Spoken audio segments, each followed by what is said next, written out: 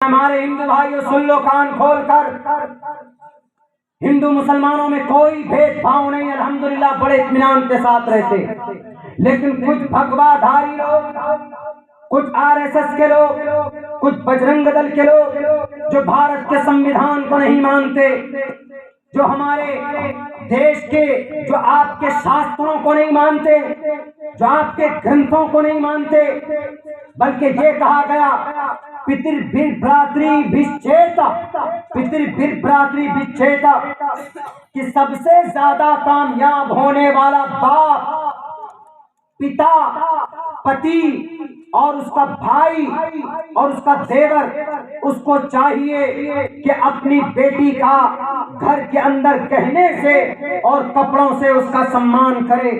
کون کہتا ہے؟ یہ منوسمرتی کہتا ہے، پتر بھر بھراتری بھشچیتا، کہ اس کا سمان کرو، پوجنیہ اور وستر پہناؤ ان کو۔ اور یہ کرناٹکا کے یہ بے لگام کے گھوڑے یہ کہتے ہیں کہ نروستر کرو، نروستر ہوں گی تو زنا نہیں بڑھے گا کیا؟ زنا بڑھے گا تو کیسے پاک ہوگا ہمارا یہ دیش؟ زنا جیسے بلاತ್ಕಾریوں سے ہمارے اس دیش میں کیسے ہماری بیٹیوں کی عزت سرکشت ہوگی؟ ذرا جواب دیجئے۔ کرناٹکا کی گورنمنٹ سے، کرناٹکا کے ان اسکول کے اتھارٹیز سے کہوں گا میں، کیا آپ کو کرناٹکا کے ایجوکیشن ایکٹ جو 1983 میں کہا گیا کہ جتنے بھی سرکاری اسکول ہے dress code will be applied, fixed ہوگا، لیکن جو پرائیویٹ اسکول ہے، پرائیویٹ کالج ہے، ان کے اندر ڈریس کوڈ فکس نہیں ہوگا۔ آپ یہ مت سمجھنا کہ مولانا صاحب نہیں جانتے، آپ کے کرناٹکا اسٹیٹ کی پورے ایجوکیشن ایکٹ کو ہم نے پڑھا ہے۔ آپ کے اس ایجوکیشن ایکٹ کے اندر پرائیویٹ اسکول جتنے بھی ہیں ان کے اندر بچوں کو پردے میں آنے کی پرمیشن اور اجازت دی گئی۔ میرے سماج کے بھائیوں، عورت کو سمان دینا چاہیے۔ ہمارے ہندوستان کے بڑی کمیونٹی RSS کے بھائیوں، اپنی ناریوں کو شکتی دو۔ تتر ناریستو پوجنتے رمنتے تتر دیواہ، اگر نہیں دو گے تو میں قسم کھا کر 100 مرتبہ کہنے کے لیے تیار ہوں، آپ اپنے گرنتھ کی روشنی میں کبھی کامیاب نہیں ہو سکتے۔ ناری کے چکر میں آ جاؤ گے تو تباہ ہو جاؤ گے۔ بڑے بڑے بادشاہ تباہ و برباد کر دیے گئے۔ بخت نصر کا نام سنا ہوگا آپ لوگوں نے۔ بخت نصر بہت بڑا بادشاہ اور بہت اچھا بادشاہ تھا، بہت بڑا تھا، بہت اچھا بادشاہ تھا، لیکن بعد میں پوری دنیا میں 4 بادشاہ کی حکومت رہی۔ ایک کون؟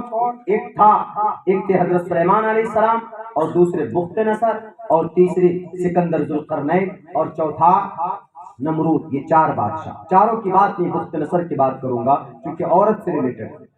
بخت نصر بہت اچھا انسان، بہت نیک انسان،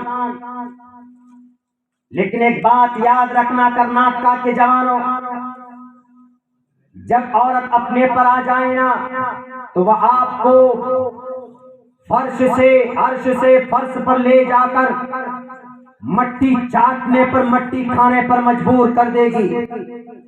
اتہاس معلوم ہونا چاہیے، جب درگم راکشس کا کوئی ود نہیں کر پایا تھا، میں اس لیے ان کی اتہاسک باتیں زیادہ بول رہا ہوں چونکہ ان نوجوانوں تک میری بات پہنچنی چاہیے۔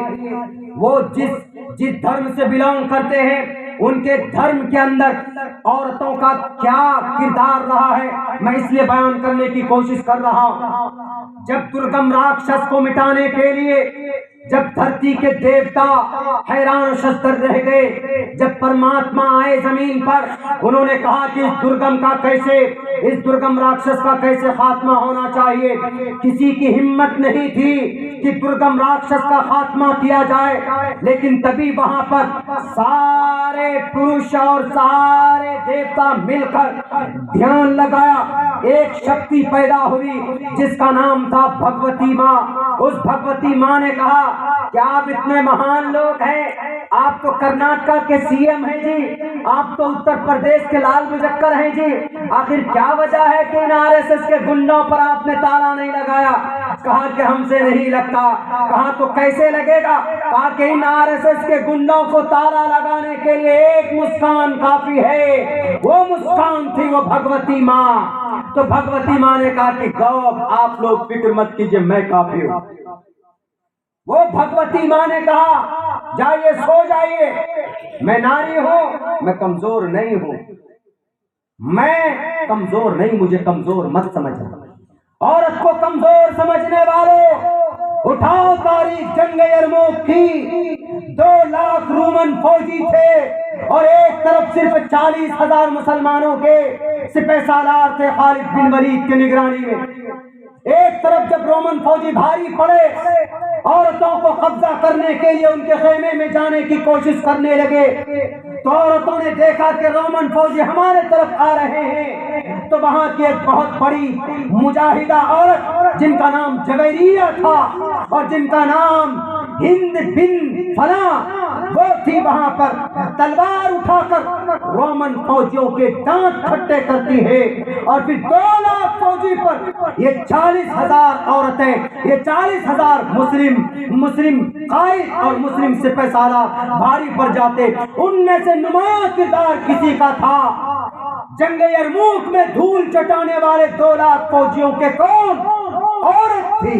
اس لیے عورت کو کمزور مت سمجھنا، جب درگم کا راکشس کا وध کر سکتی ہے تو تم جیسے کرناٹکا کے بے لگام گھوڑوں کو نعرے تکبیر بول کر سدھار سکتی ہماری بیٹی سماج کی۔ میرے بھائیوں، تو درگم راکشس نہیں ختم ہو رہا تھا، تو بھگوتی ماں نے کہا کہ ڈونٹ وری، میں کافی اس کو ہینڈل کرنے کے لیے۔ تو بھگوتی ماں نے اس کو اپنے انداز میں اس راکشس کا وध کیا، مارا۔ اسی دن سے بھگوتی ماں کا نام پڑا درگا ماتا۔ درگا اسی دن سے نام پڑا۔ کیوں نام پڑا درگا پتا ہے؟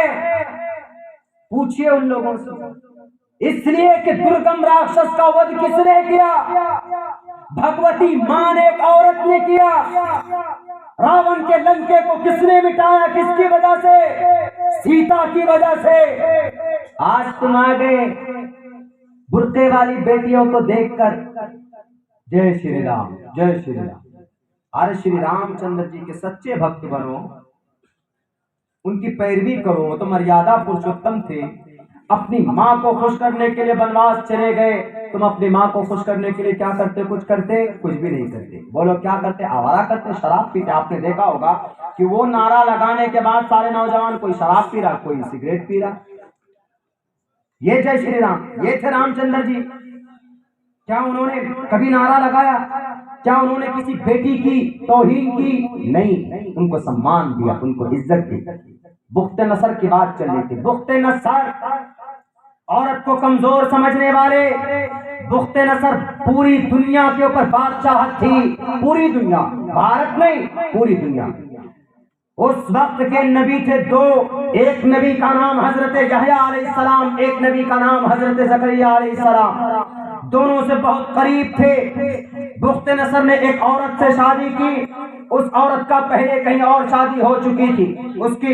اس پہلی شادی سے ایک لڑکی تھی، بخت نصر جس عورت سے شادی کیا اس کی ایک بیٹی، خوبصورت بیٹی۔ بخت نصر نے کہا کہ تم تو میری بیوی ہو لیکن تمہاری بیٹی خوبصورت ہے، میں اس سے شادی کرنا چاہتا ہوں، نکاح کرنا چاہتا ہوں۔ اس عورت نے کہا کہ تمہارے شرعی اعتبار سے تمہارے جو 2 نبی ہیں، ایک کا نام زکریا اور ایک کا نام یحییٰ اور زکریا، یہ دونوں کے قریب ہیں یہ، اور جا کر مسئلہ پوچھیں گے تو میرے رہتے ہوئے میری بیٹی کی شادی نہیں ہو سکتی۔ اور پھر اس عورت نے سوچا کہ میری بیٹی سے آپ نکاح کریں گے، مجھ سے تو کیا میری بیٹی سے بھی کریں گے، بڑی فضیلت کی بات ہے، بڑے کرم کی بات۔ راضی ہو جاتی لیکن کنڈیشن لگاتی۔ کیا؟ کہ انہوں نے سوچا کہ جہاں سے اس شادی میں رکاوٹ پیدا ہوگی اسی شادی وہیں سے رکاوٹ ختم کر دو۔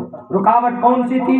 وہ رکاوٹ تھی زکریا علیہ السلام اور یحییٰ علیہ السلام، چونکہ نبی تھے، وہ اللہ کے پیغمبر تھے وہ۔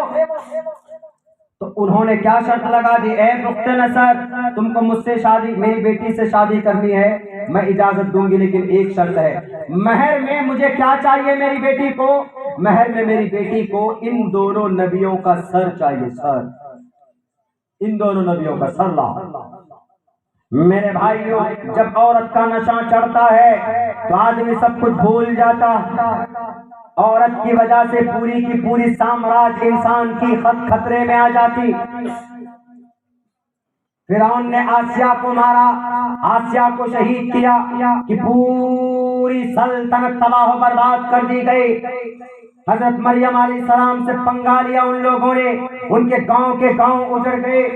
بخت نصر نے پنگا لیا اپنی بیوی سے، اور انہوں نے بھول گئے سب کچھ مان مریادہ، اور انہوں نے اپنی بیوی سے کہا کہ ٹھیک ہے، تمہیں ان دونوں نبیوں کا سر چاہیے، میں ان دونوں نبیوں کا سر لا کر دینے کے لیے تیار ہوں مہر میں تمہاری بیٹی کو، لیکن تم اپنی بیٹی کا رشتہ مجھ سے کراؤ، مجھ سے پہلے یہ ایگریمنٹ کرو کہ رشتہ کرو گے تب تم کو سر لا کر دیں گے۔ انہوں نے کہا کہ ٹھیک ہے، تم پہلے دست میں دونوں کے سر لاؤ۔ بخت نصر نے آرڈر دیا کہ زکریا کو یحییٰ کے سر کو کاٹ کر لے کر آؤ میرے پاس، مجھے اس لڑکی سے شادی کرنی۔ جب ان کے فوج رات میں گئے تو حضرت یحییٰ علیہ السلام کے سر کو تن سے جدا کیا اور ان کے سر کو تھال میں سجا کر لے کر آئے۔ ایک ہی سر تھا، عورت نہیں مانی۔ اس عورت نے کہا کہ زکریا بھی چاہیے۔ زکریا علیہ السلام ظالم بخت نصر کے ظلم سے بچنے کے لیے اپنے آپ کو ایک درخت کے نیچے، ایک درخت کے پاس جاتے ہیں اور اس درخت سے کہتے ہیں کہ اے پیڑ، تو مجھے بچا لے، آج میں تجھ سے مدد طلب کرتا ہوں، میری جان کو بچا لے، میری عزت کو بچا لے، میری آتما کو بچا لے۔ وہ درخت پھٹتا ہے، زکریا علیہ السلام بھج جاتے، لیکن کرتا یہ شیروانی کا کونا باہر رہ جاتا، وہ درخت چھپا لیتا ہے، لیکن شیطان بخت نصر کے فوجی کو کہتا ہے کہ تمہیں زکریا علیہ السلام کا سر چاہیے نا، آؤ میں تمہیں بتاتا ہوں۔ کہتا ہے کہ دیکھو اس درخت کے اندر ہے، ان کا کپڑا یہاں پر دیکھو باہر نکلا ہوا۔ جب اوپر سے آرا چلا رہے تھے ان کے سر کو کاٹنے کے لیے، جب سر کے قریب پہنچا تو اللہ تبارک و تعالیٰ کی طرف سے مدد آئی۔ انہوں نے کہا کہ اے زکریا، تمہیں مجھ سے مدد طلب کرنا چاہیے، میں تیری مدد کرتا۔ میرے بھائیو، تم بولتے ہو کہ مسکان نے نعرہ تکبیر کا نعرہ تکبیر کیوں لگایا؟ کیونکہ ہم اگر جب پریشانی میں ہوتے ہیں تو اللہ ہی سے مدد مانگتے ہیں، کسی دلال سے مدد نہیں مانگتے، کسی پولیس والوں سے مدد نہیں مانگتے، کسی سرکار سے مدد نہیں مانگتے، اللہ سے مدد مانگ کر میدان میں کود جاتے ہیں اور اللہ کی مدد آتی ہے۔ جیسے جنگ بدر میں اللہ کے نبی نے مدد مانگی تھی تو اللہ نے فرشتوں کو بھیج کر، جبرائیل کو بھیج کر ابو جہل کا خاتمہ کیا تھا۔ تو اسی لیے بہن مسکان نے پریشانی کے وقت میں اللہ کی مدد مانگی، ایسی مانگی کہ پوری دنیا نے ان کی مدد کے لیے کھڑے ہو کر ان کا سواگت کیا۔ نعرہ تکبیر، مسکان بہن۔ میرے بھائیوں، میرے ساتھیوں، زکریا علیہ السلام، اے اللہ مجھے بچا لے، تب غیب سے آواز آئی کہ زکریا اتنی بڑی چوک کیسے ہو گئی تم سے؟ کہا کیوں؟ کہا کہ تم کو شروع میں مجھ سے مدد مانگنی چاہیے، تم کو وہاں